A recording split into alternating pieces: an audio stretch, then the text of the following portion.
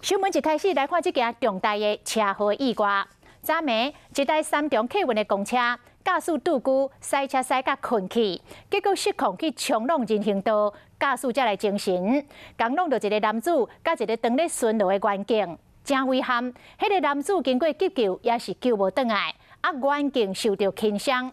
3重客运讲，这个公车驾驶并无超时，车祸进前2天嘛才拄来休困。拄则咱接到上新的消息，这位公车驾驶3年前有食毒的前科，问笔录的时阵，伊承认讲伊顶礼拜5有食胺。警方已经采集伊的尿甲毛发来送检验，要了解伊是毋是有食毒开车。这位驾驶再去以5万块来交保。乌托派后壁这台公车冲去了人行道，头前骑乌托派人赶紧要闪，路边的乌托派袂输是保龄球杆的同款，弄倒了。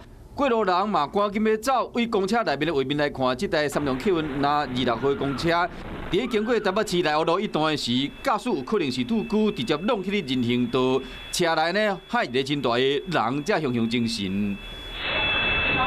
是啊。讲一句死啊！发现讲代志大条啊！这件车祸造成一个姓柯的查甫人当场无开，送到病院急救嘛无效，有一个巡逻员警嘛受伤。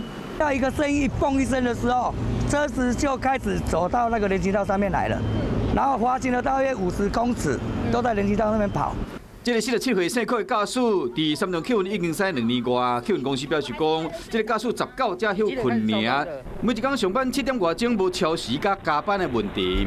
驾驶员表示，因一时的精神不济，有打瞌睡的状况，一定会负起完全的赔偿责任。肇事驾驶和警方带回去做笔录。